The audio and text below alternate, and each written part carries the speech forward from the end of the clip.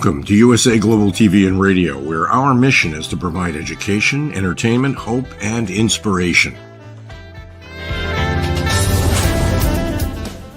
USA Global TV and Radio connects you with experts and audiences all around the world every single day to help you succeed in business and to live a richer life.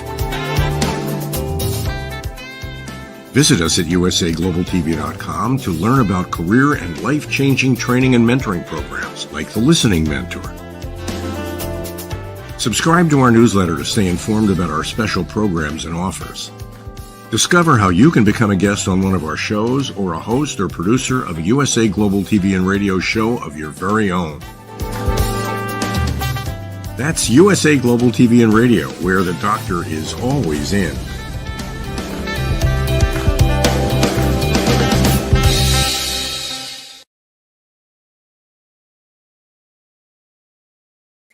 Hello and welcome to USA Global TV and Radio. We provide world-class entertainment, education, hope and inspiration. Our show today is A Woman's Prerogative in partnership with E360 TV.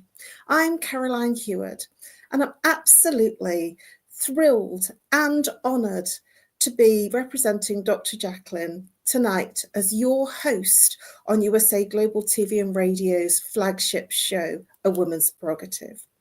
I'm TV presenter, the resident therapist for USA Global TV and Radio. A warm welcome to our loyal viewers and our friends over at E360 TV. Hello to all of our friends on our usual social media platforms, YouTube, Facebook, LinkedIn, and X. Tonight's topic, I'm very much looking forward to exploring this because I've moved home a number of times, and so let's tell you what the topic is. Home and heart, exploring the meaning of where we truly belong. I'm really excited to explore this topic because it means a lot of things to different people. Today's show, I'm joined by our panelists. Reverend LYDIA FOUGERES is joining us all the way from Canada. So let's bring out Reverend LYDIA FOUGERES. Hello, LYDIA. Hello. How are you? Good. And I'm very pleased to see you. And it looks very snowy out there. Yes, it is snowy. It is cold, actually. Well, not that cold, but it is cold. And thank you for having me as usual. And hello to all viewers also. Thank you, Reverend. Please, Reverend LYDIA, tell our viewers, especially for the ones that don't know who you are, a little bit about what you do and the people that you help. Well, I am a Reverend in metaphysics to start with. I am an intuitive healer. Registered nurse. I was a registered nurse. I retired, and holistic nurse also, where I retired. I do help people balance their chakras. I'm a medium, so I do help them with their energy field. What I do is that I look from cause to effect, what happens to them, why there is an imbalance in their life, and what actually makes them sick, or what makes them depressed, whatever. Just like you do, Caroline. So I do that. I am an author. I write reflections for people to grow in their journey on Earth. And I help. I try to help the better that I can, and I answer whoever writes to me to help them out. Oh, my books, yes. Wow. So those books, yeah, those books do help. Thank you, Dr. Jacqueline, for doing the whizzy effects behind the scenes. And Reverend LYDIA, who do you help? I help pretty much everyone because everyone needs help, no matter the age, no matter the gender, no matter. Anyone can come to me because actually I do not judge. I do not judge on race. I do not judge on language or where they come from. I do not know anything about judgment. So that is the way I am. So I'm open. I have a very open mind, and I try to listen. Well, I do listen actually. So I can help anyone that wants to be helped. But what I like is a person that has a consultation with me. They want to be helped. I'm not doing the work for them. It is like when they do not get results, as I would say, it's if they do not get results, it's like being angry at the teacher for not doing your homework. So that is the way it is. That is the way I see things. Thank you very much, Reverend Lydia. I so get that. The ones that want to be helped, I am so on that page, the ones that are ready, because we might know we have a problem, but we might not be ready to be helped. And I really appreciate you stating that, because that's something that I usually say when you're ready, because it's not about your timing, my timing, it's about the client's timing. Well, for me, I'm known as the Harley Street Stress Expert. I'm also TV presenter on USA Global TV and Radio and the resident therapist. And I also have my own expert Talking Heads show on a Tuesday where I present on my own and look at all sorts of topics that cause our stress in our relationships, our family life, and in our own internal health and well-being. I help people bust their stress. How do I do that? I work with root cause therapy and chakra psychology, how the mind and body connects and what happens to the person physically, emotionally, mentally, behaviorally when there's an imbalance. And the imbalance is the symptom. And if you're not sure, and many people walk around saying, I'm not stressed, but then in the next breath, they're complaining about lack of sleep, they're complaining about a relationship, they're complaining about somebody at work, or they're complaining about the fact that they've got a physical ache and pain somewhere. That is how the stress is manifesting. And I identify the root cause to literally obliterate that stress symptom from the very first time it occurred in your life. So let's get into the topic. I am so excited about this. So our topic tonight, home and heart, exploring the meaning of where we truly belong. Reverend Lydia, home, what does that mean to you? Because it brings up so many different aspects for different people. And I want to look at exploring different aspects of what home means to you personally, to family, and to people that you have seen, because home is 1,000 things to 1,000 people. For homeless people, home is a cardboard box on the street, and many people, especially in our current times, that's their home. So the homeless are in their cardboard box and they have a place to lay their hat. So it doesn't have to be bricks and mortar. I know for me it has to be. So for you, Reverend Lydia, what does home mean personally? Well, to me, the saying home is where the heart is, it does resonate with me because I am from a town that was a mining town that they shut after 25 years. I was born there. I spent my entire youth there, and after 25 years, they bulldozed my town. So many people in my town actually did not take it well. Many committed suicide in the years after because they could not adapt to life elsewhere. But I adapted because the thing is that I decided that home was everywhere, absolutely everywhere. In a book, in a store, on the street, with people, with other families, my family. I decided that home was where I was at the present moment. I just decided that home was not a place. Home to me was how I felt. So I decided to make it my home is my heart. It is not a place. Oh, wow. That's amazing. That's such a beautiful insight, Reverend Lydia. And I love the fact that you've taken it to a completely different place on a completely different level. Thank you. Wow, you've inspired me. Well, for me, home is where the heart is too. And I spent 36 years in my family home, and I still say my family home because it was where I grew up. It's where a lot of my friends are still there that are still living, and many that have passed over in recent times. As I get older, I'm seeing that many people aren't alive anymore that were older or the same age as me, which shows me that I must be getting older. And it's where my mum is, and my brothers, and my extended family, my aunts and uncles, and my nieces and nephews, and everybody that I consider family is in my family home. Now, I've moved a few times, and I moved in 1999 to get married.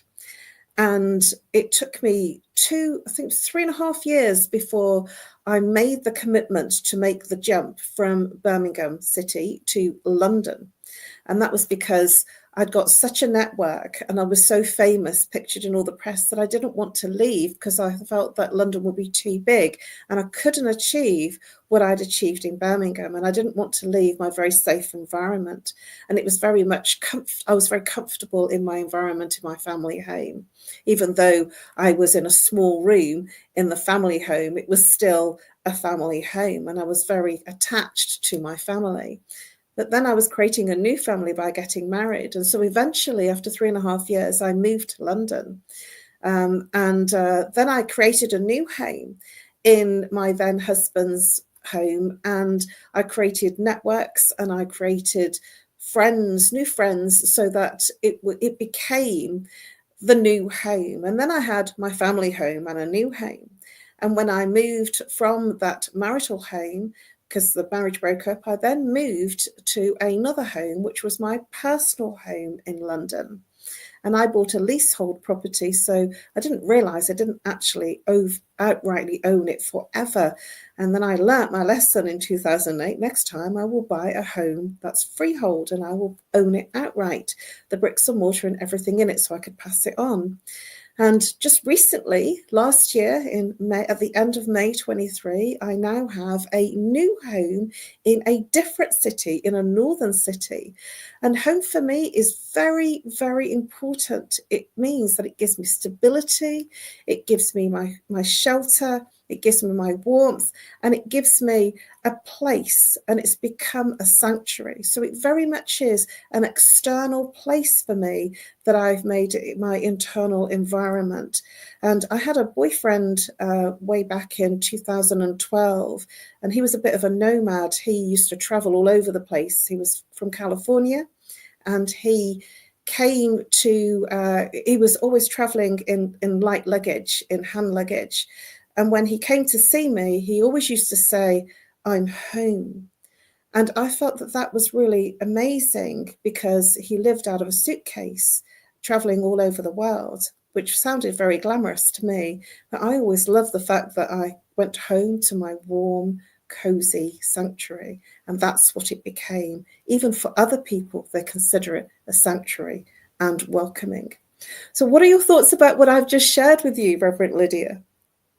Well, I think it's very interesting because actually I'm between two homes right now because I have a partner that lives in the country.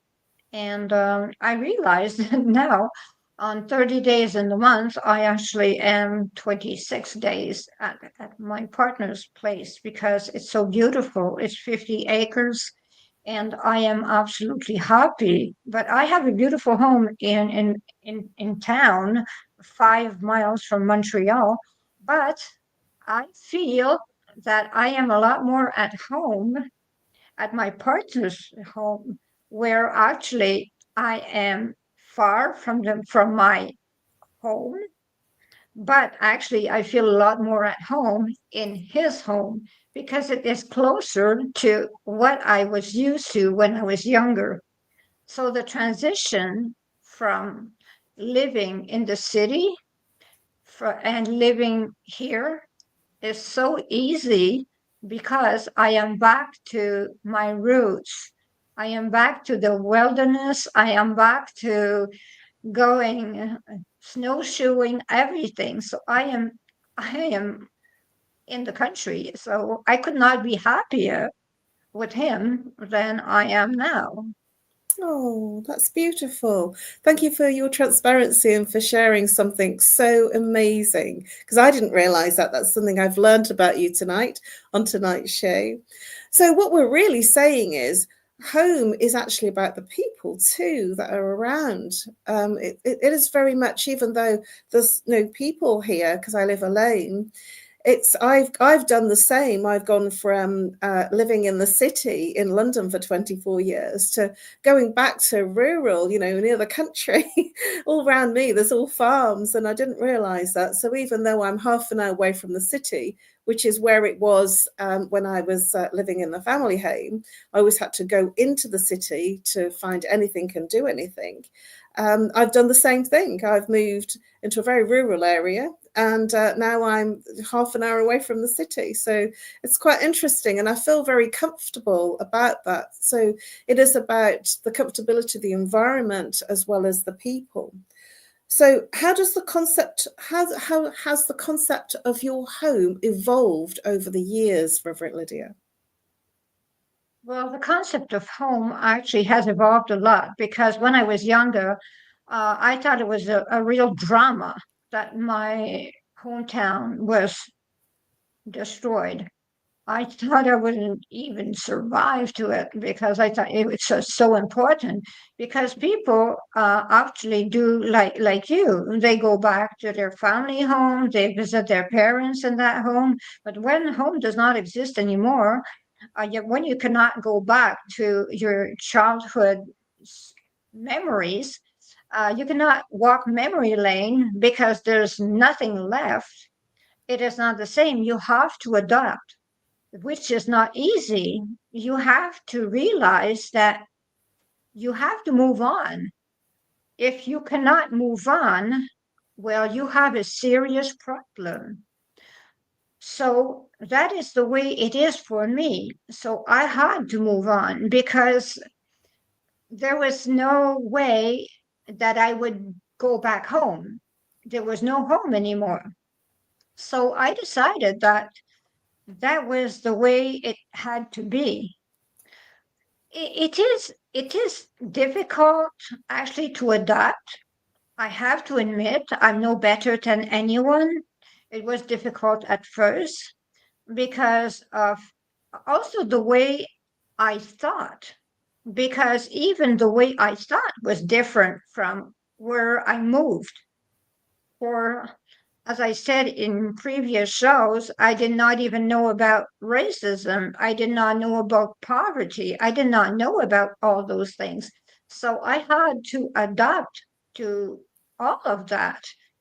So when at 22 years old, all of a sudden, bang, you just see all that. You do not know what is going on, and people look at you very strange. Well, it is scary. It is very scary. So you are afraid. So I do understand people from the country that move in the city. I do understand them very, very well. And you cannot adapt all the time. So people do talk about others that are from immigrate from other countries, and they say, oh, they do not adapt to our country. Well, the problem is not they do not want to adapt. The problem is that they cannot adapt. They are afraid. So people look at it as they do not want, so they lack respect. But actually, they live out of fear. That is the way it is for many. I do not say everyone is just in fear. I say that many actually do not adapt out of fear. And we have to think about that. They are afraid to adapt. Thank you, Reverend Lydia. That's a really interesting perspective. And it brings me on to my next question in terms of Why do we often associate the home with feelings of safety and belonging? From my perspective, I feel that my family home is somewhere that I go home and it's familiar, and I know everything there, and I know how to get there, and it's very easy. And I've got two siblings.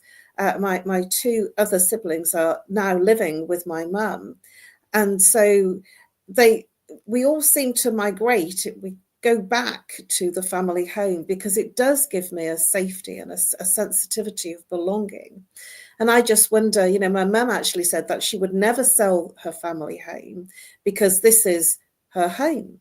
And she's been there since 1969, so a long, long time.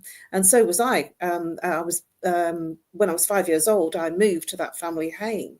So what are your thoughts in terms of why we often associate a home with feelings of safety and belonging, Reverend Lydia?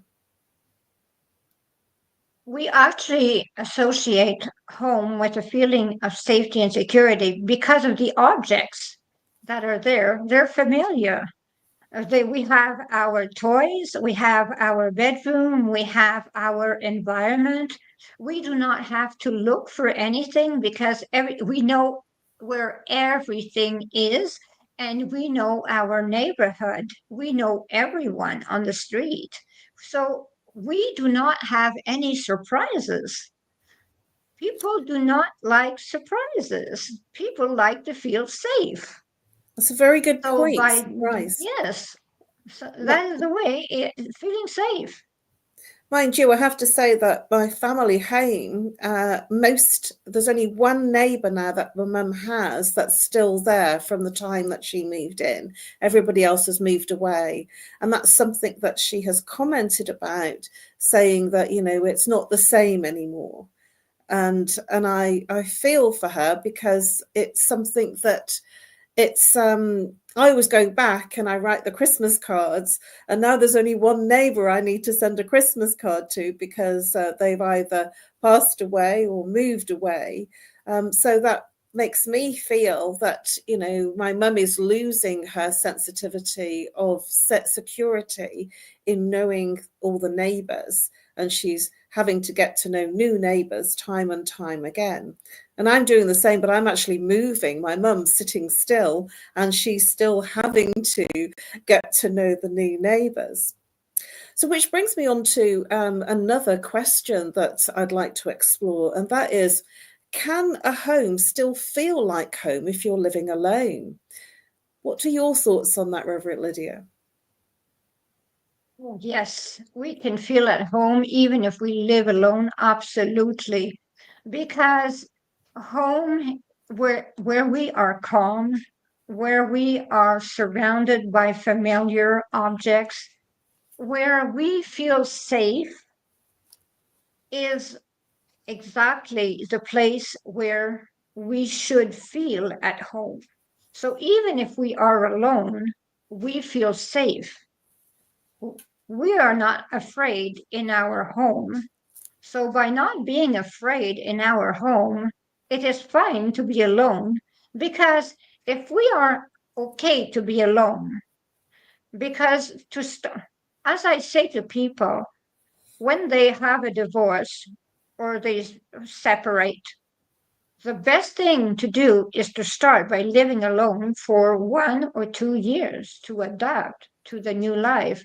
Because if you do not know how to live alone, you do not know how to live with someone else.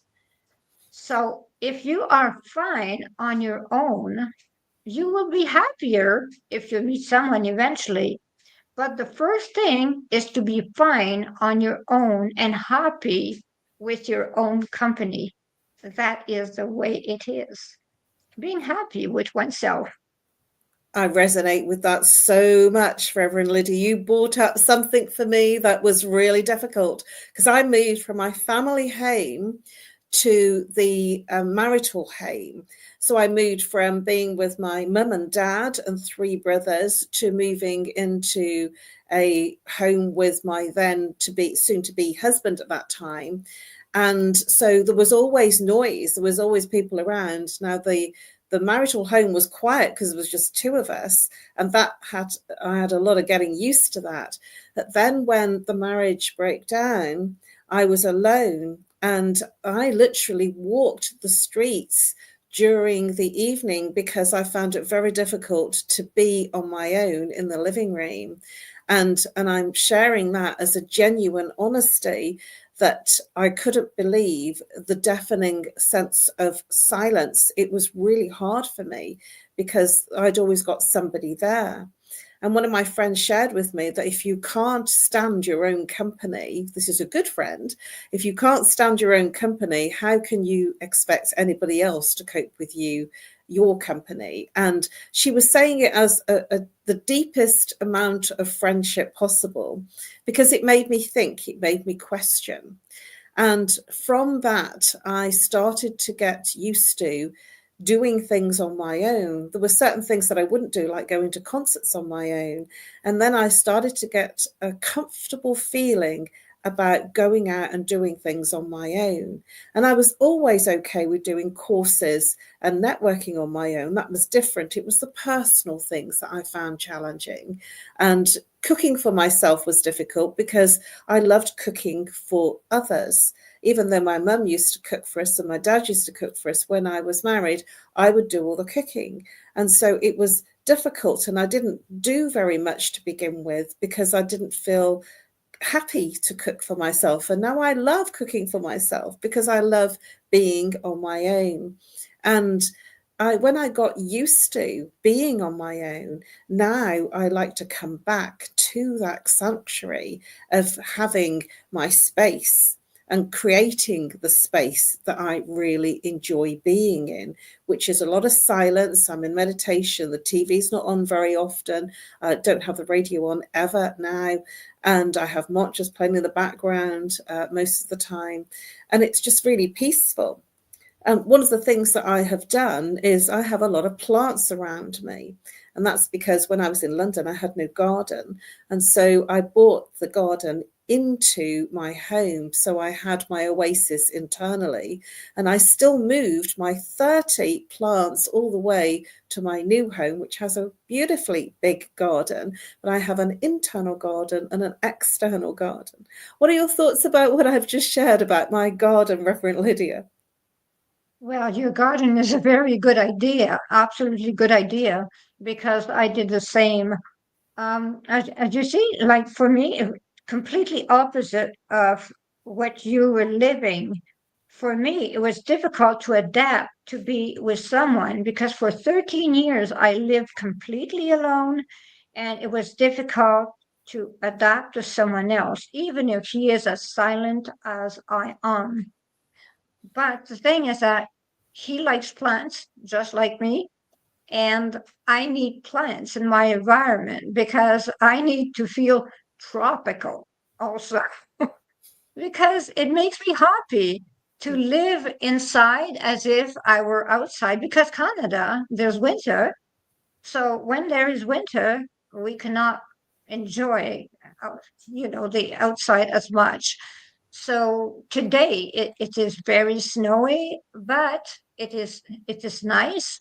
But when it is minus 30 degrees Celsius, well, you stay home, you stay inside because it is quite cold, and it is nice to have plants inside and to feel happy about having plants inside, feeling like it is summer in your home. I so agree with you. In fact, I shared some photographs of the home that I sold in London to one of my friends. And she says, wow, it's so beautiful. Because they were all online because of the sale of the property. And she says, wow, it's such a beautiful home. And there were plants everywhere. And obviously all the clutter had to be cleared for the photographs for the estate agent. They called it clutter. I learned a new word because I have a lot of knickknacks and ornaments. And she just loved it. And then she kept asking me to send her pictures of my new home, and I just kept forgetting. And last week, after the show, I went in the afternoon. I went round and clicked all the way over my photographs of all the different rooms, because I kept forgetting. And at the end of the show, I also took a few photos of my studio in the living room, so that she could see my setup, because she was asking and, really interested. And when I met up with her on Friday evening, which was absolutely wonderful to have a night out in London with some friends, and she said, she commented, "You moved everything with you. You didn't leave anything behind." And I said, "Well, what do you mean?" She says, "You moved all your plants to your new home. Why did you do that?" And I found it really interesting that she made that comment, because my response to that was, of course I would. They're living. They're plants that I've had, some of them for about 20 years. And I could never leave my plants behind or give them away, because they're part of me. And then I remember saying to her, "They're my babies." and I talk to them, when they're really happy and growing. And so one of the things that I have done is I've now got more plants. When I moved from the family home, I had no plants, to the first home. I created more plants, and then I went to a bigger home and I got more plants. And then when I had my big London property, there was 30 plants that got moved. So that's something that I do to make it feel like home. That's something that's important to me. And when my plants are in, it makes it feel more homely, and it makes it feel, like you said, tropical. And I have a lot of mirrors as well. So that's something else I do. I have a lot of mirrors around, those big, huge mirrors with the gold gilt edges, because it's something that I like, and I'm interested in old types of things. So Reverend Lydia, in what I've shared with you about my plants and my mirrors, and I've got other little things that, make it feel like home. And I'm good at making home. So what do you do, Reverend Lydia, to make your home become your home? What little things, what tips can you share that you provide to make your home feel more homely? Well, I am into China, into antiques, and gold mirrors also. So I do think that pretty much that my home probably looks like your home, the way I see it. And I love huge carpets, huge carpets. So my home is decorated like funny, like I look a lot at magazines. When I look at a magazine, it gives me an idea, and then I will try to do it the same. So I do go see antique owners, and I find things that people would not buy, but I fix it. I do lamps out of ashtrays. uh, I, I I fix things. I just try to do something different. My home is different from other people's home. It's pretty much like looks like a house from Britain and Italy. So that is the way my home is, and that is the way I am happy. Thank you, Reverend Lydia. Well, we're almost at the end of our show. Can you believe it? It's gone very quickly, and we've really explored what home really means to us, and how we can create a home, and how it feels like home. What's one thing, one special thing that you could share, Reverend Lydia, to our viewers, in terms of if somebody's struggling to create a home? Because sometimes people do struggle. They kind of move from one place to another, and it becomes more of a bricks and mortar, or somewhere to lay your head. But when people come to see me or see my home, they always comment, "You have a beautiful home." And what I do is I strip away some of the things that I've done to create the home in the look, because we all have usually a blank canvas. So what are your thoughts in terms of sharing one cool tip in terms of creating a house into a home? Well, what I think is that people should actually stick to at least 10 objects. 10 objects that will make any home their home. They will feel familiar with those 10 objects. And no matter where they live, whether it is a house or an apartment, they select 10 objects that will feel familiar and easy to carry if it has to be. And they move those objects from home to home if they have to move a lot. And that is the way they stay at home. That is the way I see it. They keep some very significant objects for them to feel at home. I love that. We're so similar in many, many ways. It's almost like I'd love to see your home once, take some pictures so I can see it, because I do think that we have a lot of similarities in the way that we like to express ourselves in our homes. And one of the other things that this particular friend said is, did you just take your red curtains with you? I says, oh no, these are big windows. I had them made to measure. So they're not the same curtains then. I says, no, they're new curtains, because my windows are huge here. And that was because she was seeing a familiarity of the fact that I love red curtains, and she saw, oh, but you've got red curtains.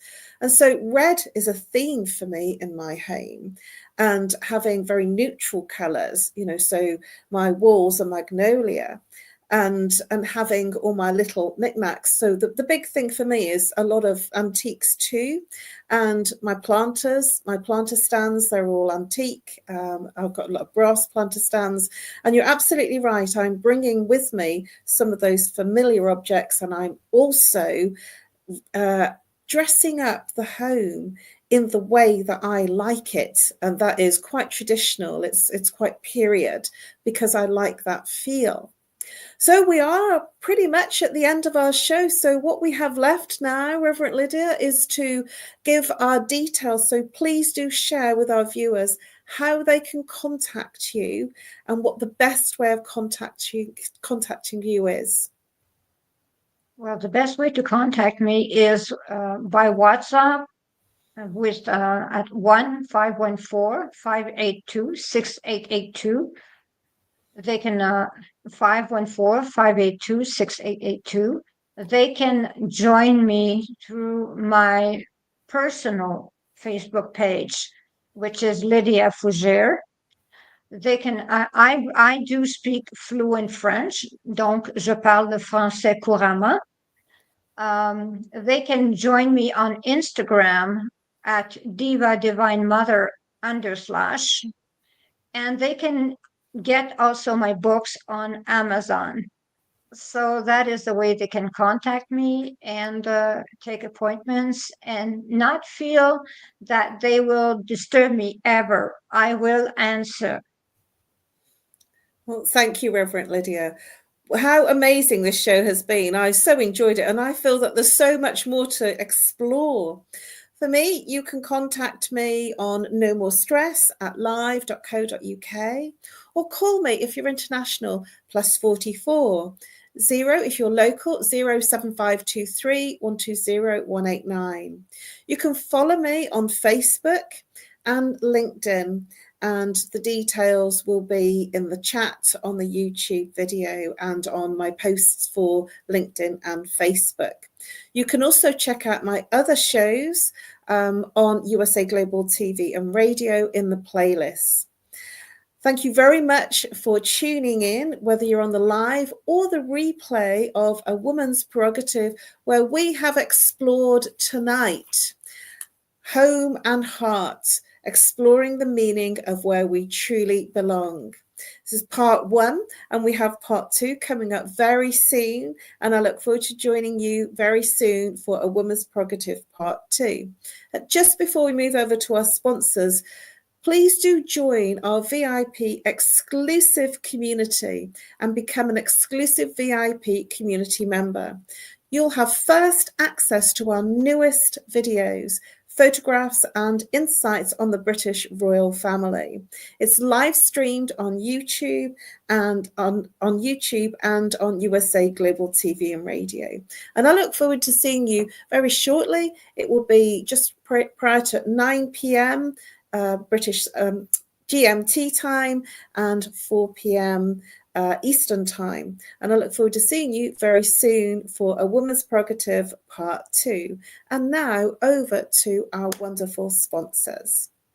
USA Global TV and Radio proudly presents our partner and sponsor, Mr. Philip Sykes and the British School of Excellence.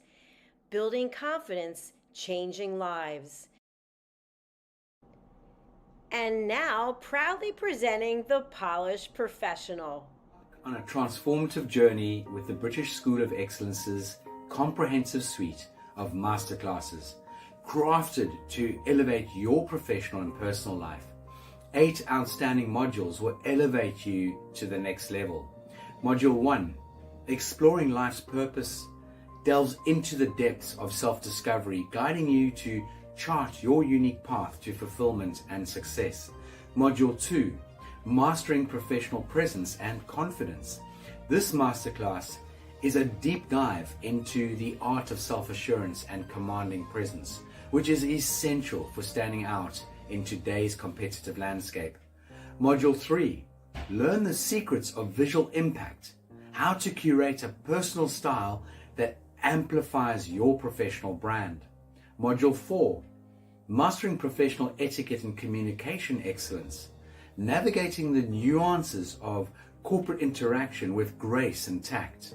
Module 5, Elegance in Eloquence. We impart powerful techniques to captivate and persuade any audience with your oratory skills. Module 6, Unlock the potential of your emotional intelligence, EQ, and harness the ability to connect, empathize, and lead with emotional savvy. Module 7, Mastering DISC, building a gateway to understanding behavioral styles, fostering better personal and professional relationships. Module 8, Mastery in Dining Etiquette, building your confidence to perfect the subtleties of dining with finesse, enhancing your social savviness at any table. Step into the Polished Professional program where poise, elegance, and excellence aren't just taught, they're instilled for life. Join us to redefine your potential and polish your professional edge. To learn more, go to thebritishschoolofexcellence.com. The British School of Excellence are investors in people. Let us invest in you.